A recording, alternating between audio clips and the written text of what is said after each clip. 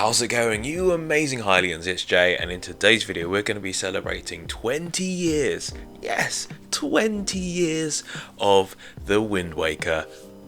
What?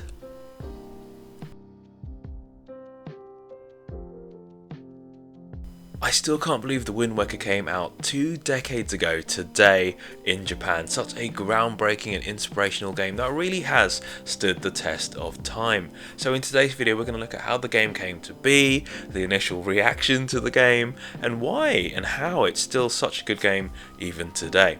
So let's set sail. Can you believe it's been 20 years since this now iconic Zelda adventure drifted up onto our shores, one of the best adventures for the Hylian hero in years. Since the GameCube tales spawned, we've had all sorts of Zelda interpretations, from the grittier Twilight Princess to the more colourful Skyward Sword, but there's something so special about this story set at sea. Let's take a trip back through time to when the game was first announced and Nintendo's initial plans for a Zelda adventure on GameCube. At Nintendo Spaceworld show back in 2000, we had a first glimpse of what could be a sequel to Ocarina of Time and Majora's Mask, maybe a new game set in that same universe. A super short 30-second snippet of Ganondorf versus Link going toe to toe. It set the Zelda community alight. Take our money, Nintendo! Then a year later, everything changed. I remember this super clearly. Nintendo showcased the first beta footage of a very different game. A shell-shaded, super stylized Link, bright, bold and colourful enemies, and a very different art style compared to the previous 3D games. Fans, however, were not happy back then. It's so amusing looking back at comments that came from forums and websites back in 2001. Comments like, "What the hell was Nintendo thinking?" And "Maybe it's all a dream, and when I wake up in the morning, it will be all good." Salty comments were littered all over the internet.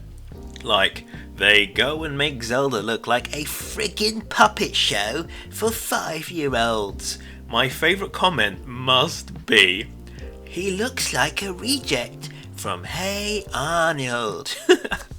Comments aside, this game launched to critical acclaim when it came out, with loads of praise for the visual style, with comparisons to Disney movies and Hayao Miyazaki, Ghibli films. That initial reaction from disgruntled fans really fizzled out, and the Wind Waker has become a huge fan favourite over the years that followed. We ended up with a gorgeous HD remake on the Wii U as well, further highlighting just how incredible and bustling and timeless this world was. Visually, the Wind Waker is by far the most expressive entry. Sure, we've had cutscenes that really pull at the heartstrings in all 3D Zelda games, but the characters, whether it's Link or an unsuspecting Moblin, show so much emotion and expression. They're unbound by realism. There's a sort of elastic cartoon approach that could only really work in this style. The late Nintendo president Satoru Iwata recalled in an interview that advertising line we used at the time in the Japanese market about it being an animation that you could touch. In the same interview, the team recalled just how they felt if they continued down the Ocarina of Time route, it just wouldn't have felt right at the time.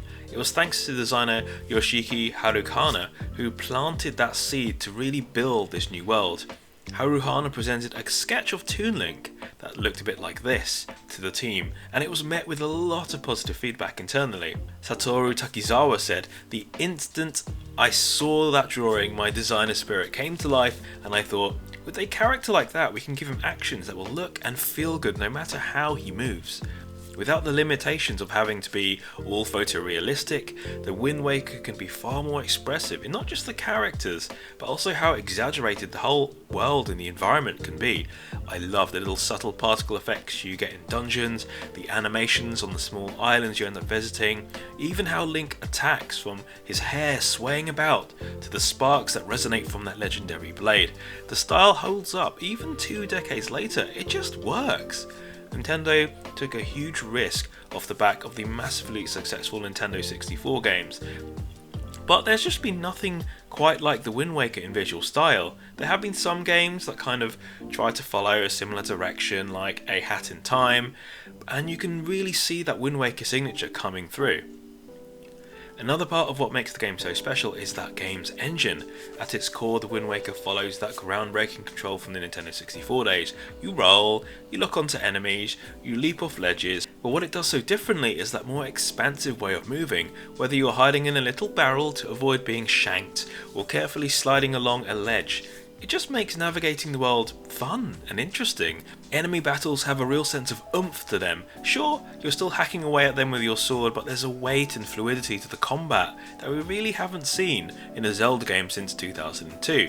Throw in that sweet parry system, being able to pick up enemy weapons and interact with the environment, and we've got such a fluid system and gameplay engine that really just works. A lot of which has kind of fed into the approach Nintendo used in Breath of the Wild to an extent, but is still so distinctive in Wind Waker. The expressive art style expands the story as well. The GameCube classic does have the same sense of adventure, a big old baddie lurking in the shadows, and the series lore, but where it really works though is how all the characters you interact with on the way have that same sort of exaggerated animation. You feel it, you really become involved and invested in this unique little sandbox world. Some of those cutscenes and dialogues really hit home many years later.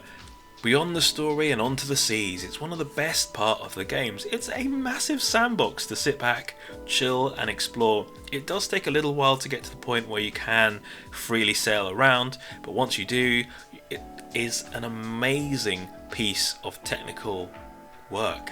Throw in the best overall themes, it's just so calming, it's so much better than being on horseback and even rolling around on a field. If there are some negatives about the Wind Waker, it'd probably have to be the game's length. The opening half is literally smooth sailing, but when you get towards the end of the game we've got 2 incredible dungeons followed by a lot of filter. It's something Nintendo did acknowledge and address in the HD remake, but it's a shame the game was cut a little short. So there we go, a little retrospective into why the Wind Waker is such a great game. Do you agree? Do you disagree? Let us know with a comment below. If you love Nintendo, if you love Zelda, if you love all that good stuff, be sure to join the conversation in our little community over on Discord. Links are below. If you want to see more videos like this, more geeky, more gaming, more Nintendo videos, you may want to hit that subscribe button. And before we move on to the next video, be sure to check out our exclusive merch, geeky gaming designs voted for by you. Links are below. Thank you so much for your support. There we go, Wind Waker, such a legendary game. I love it and I really want to play it again. So hopefully Nintendo will bring it out on Switch. Thank you so much for watching guys, and see you in the next video.